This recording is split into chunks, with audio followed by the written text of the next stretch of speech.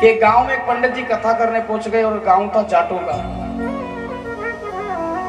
जब जाटों के गांव में पंडित जी कथा करने गए तो वहां पर एक चौधरी साहब थे और चौधरी साहब सरकारी नौकरी से रिटायरमेंट थे।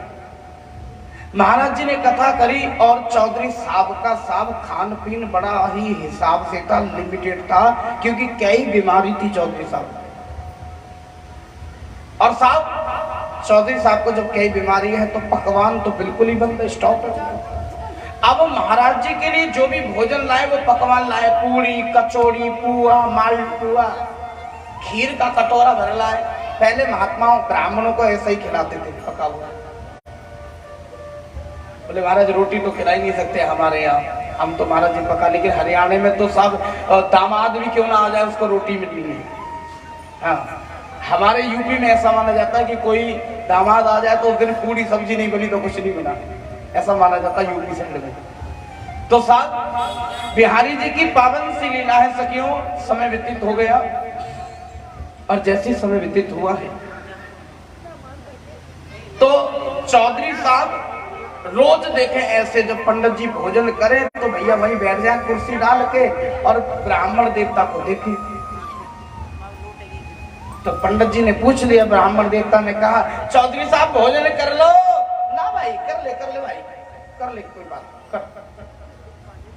एक दो दिन तो मना करा पर तीसरे दिन रुका नहीं गया भाई। पूरी कचौड़ी देख के जाकर बैठ गए, भोजन ग्रहण करने लगे पंडित जी के साथ। बोले महाराज के फर्क है, तुम ब्राह्मण हो, हम जाट देवता हैं, देवता हमारे नाम क्या भी लगने लगा है। जी बिल्कुल करो जी, अच्छी बात है। भोजन करा और कहने लगे पंडित जी जब 7 दिन हो गए भोजन करते करते पंडित जी के साथ ही, तो आदत पड़ गई भैया अब तो पकवान की। बोले पंडित जी मुझे भी बाबा बना दो, आप मुझे भी पंडित जी बना दो, मैं आपके साथ ही रहा करूंगा, कम से कम खाने को तो अच्छा मिलेगा। पंडित जी बोले घरवाली से पूछ लो, घरवाली भी परेशान थी, घरवाली बोली ले जाओ महाराज, बिल्कुल ले जाओ, बीच बीच में भेज दिया करना 1-2 बार। अब जाट देवता का नाम था भोलानाथ। क्या नाम था, जोर से बोलो, भोलानाथ। तो समय का क्या कहना, समय व्यतीत हो गया भाई, बातों का दमन कीजिए, आप लोग बातें करेंगे तो आनंद नहीं आएगा। प्रेम से बोलो श्री राधे, जोर से बोलो श्री राधे।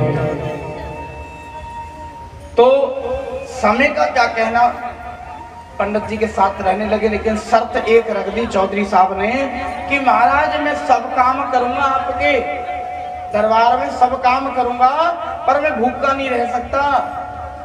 अब पड़ गई एकादशी, सबका व्रत है। जब सबका व्रत है तो चौधरी साहब बोले महाराज जी मेरी पहली शर्त थी भूखा नहीं रहूंगा, व्रत रखो मैं आपको मना नहीं करता पर मैं भूखा नहीं रहूंगा। तो बोले एक काम कर, कच्चा अनाज ले जा और बाहर जाकर बनाकर खा ले। गए बाहर और जैसे ही जाने लगे तो गुरुजी बोले सुन, बोले हाँ हमारे यहाँ राम रसोई है ये, तो राम जी का भोग जरूर लगाना। रसोई का नाम क्या है, राम रसोई। तो राम जी का भोग सबसे पहले निकलता है। जैसे कुछ लोग आप गौ माता का निकाल देते हैं स्टार्टिंग में, बोले आप राम जी का भोग जरूर निकाल देना।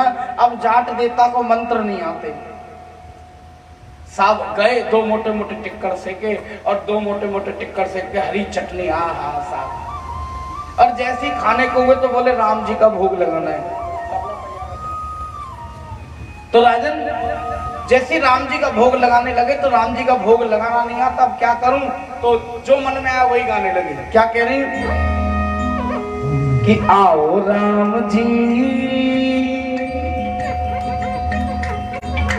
आओ राम जी मेरे भोजन का भोग लगाओ राम जी, आओ राम जी मेरे भोजन का भोग लगाओ राम जी, आओ दीनानाथ जी, आओ आओ आओ ना, आओ राम जी मेरे भोजन का भोग लगाओ राम जी,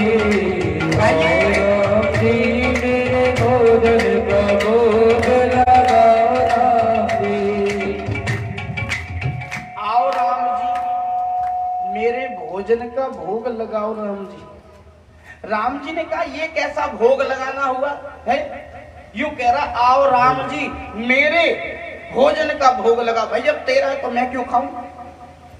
लेकिन साहब मन में सोचा, बोले ये भोला है? भाई ये भोग तो दिल से लगा रहा, पर इसको शब्द नहीं आ रहे बोलने। कई बार हम शब्द बोलना कुछ चाहते हैं, लेकिन शब्द वो वाले नहीं निकल पाते जो हम बोलना चाहते हैं। शब्द थोड़े कड़वे निकल जाते हैं कई बार। तो राजन राम जी बोले कोई बात नहीं, प्यार से बुला रहा, जाना पड़ेगा। तो राम जी ने सीता जी को लिया और आ गए। और भैया रोटी कितनी है आज? 2 बनाई है। एक राम जी ने ग्रहण कर ली, एक सीता जी ने। अब तो भोलानाथ ऐसे देख रहा है मुंह की तरफ, चरण छुए, कहने लगे महाराज भोजन कैसा था? बोले बड़ा स्वादिष्ट था प्रभु। बोले हाँ। एक बात कहूं, बुरा तो नहीं मानोगे? बोले नहीं। देखो मैं ना सू से सुसरी करने वाला हूं महाराज, मैं तो डायरेक्ट बोल दूं मुंह पे। बोले बोलो बात क्या है? बोले बात ये है कि महाराज बुरा तो नहीं मानोगे, पहले बता दो। बोले ना माने। बोले अगली बार आओ तो बस ये बता दो कितने जने आओगे ना। रोटी 2 ही बनाई ना मैंने, एक अपनी एक आपकी। अब आ गए 2 तो खत्म हो गई, मैं रह गया। बोले कोई बात नहीं भाई, अगली बार बता। अब दूसरी एकादशी आई, अब की बार 4 रोटी बना ली। बोले एक राम जी की, एक सीता जी की, 2 मेरी। फिर भोग लगाया। आओ राम जी जय हो, आओ राम जी मेरे भोजन का भोग लगाओ राम जी। आओ राम जी मेरे भोजन का भोग लगाओ राम जी। आओ राम जी, आओ आओ आओ ना। आओ राम जी मेरे भोजन का भोग लगाओ राम जी। आओ राम जी मेरे भोजन का भोग लगाओ राम जी। अब तो सखियों राम जी सीता जी को लेकर आते, सीता जी ने लक्ष्मण को खींच लिया। बोले आओ देवर जी घुमा के लाओ, भोजन कराना। अब लक्ष्मण जी ने भरत को खींच लिया। बोले आ भरत, एक बार भाभी कुछ काम कह रही है ना, करके आ जाते हैं जो भी। अब 4 रोटी और 4 जने। अब फिर ग्रहण हो गई। अब भोलानाथ फ्री देख रहा है साहब। चरण छुए, चरण छूने के बाद कान के पास आए। बोले महाराज, बोले हाँ भोजन कैसा था ये बताओ। भोजन बड़ा स्वादिष्ट था महाराज, चटनी तो बड़ी गजब की थी। बोला ना, बोला प्रभु एक बात कहूं? बोले हाँ महाराज, 1 बुलाए थे 2 आ गए। चलो कोई बात नहीं, लिख गई। पर महाराज अब की बात तो 2 की जगह नहीं, बुरा मत मानना। मैं तो बस महाराज जाट सू बोला हूँ और महाराज बोल देता हूँ पे। भाई ये था अगली बार आओ तो पता चल जाए, तो भाई तैयारी अच्छे से कर लूँ मैं भी। लेकिन जाट देवता ने तीसरी एकादशी पे दिमाग इस्तेमाल कर लिया भाई। क्या करा? तीसरी एकादशी पड़ गई और भाई अब की बनाया नहीं, कच्चा माल धर दिया। बोले आने दे कितना आओगे देखेंगे पहले, और गाना स्टार्ट कर दिया। आओ राम जी, आओ राम जी मेरे भोजन का भोग लगाओ राम जी। आओ राम जी मेरे भोजन का भोग लगाओ राम जी। ओ आओ राम जी, आओ आओ आओ ना। आओ राम जी मेरे भोजन का भोग लगाओ राम जी। आओ राम जी मेरे भोजन का भोग लगाओ राम जी। अब तो राम जी, सीता जी, लक्ष्मण, शत्रुघ्न, भरत, हनुमान जी भैया आ गए, सब बैठ गए। राम जी बोले भैया बैठ जाओ बैठ जाओ, सब बैठ जाओ। अरे भोलानाथ बोले हाँ। परसों भोजन? बोले काय का परसों? 1 को बुलाओ 2 आवे, 2 को बुलाओ 4 आवे, 4 को बुलाओ तो पूरी भोर साका। बोले तो अब क्या चाहते? बोले अब तक हम खिला रहे थे, अब आप बनाओगे हम खाएंगे। बोले भाई जाट देवता उल्टे पड़ गए आज तो। कोई बात नहीं, इतने दिन इन्होंने खिलाया, एक दिन हम भी बनाकर खिलाते, क्या जिस जाना है। राम जी बोले सीता जी बनाओ भोजन। अब इधर में जो गुरुजी आश्रम में जिनके साथ वो रहते थे, गुरुजी बोले एक बार चलकर देखो तो सही बताइए भोलानाथ करता क्या है? अब गुरुजी ने अपनी टोली ली, 5-7 जने इकट्ठे हुए चल दिए।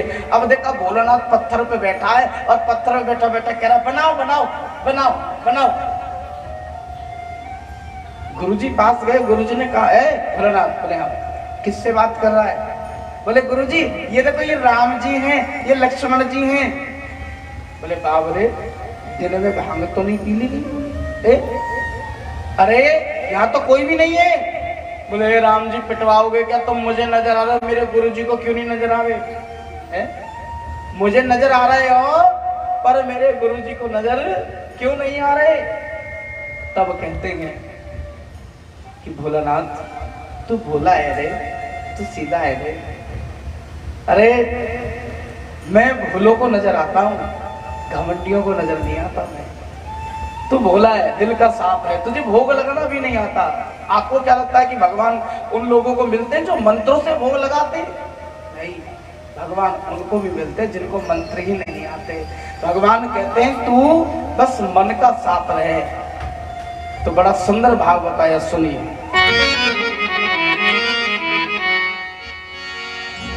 कि निर्मल मन जन सोहि मोहि पावा, निर्मल मन जन सोहि मोहि पावा,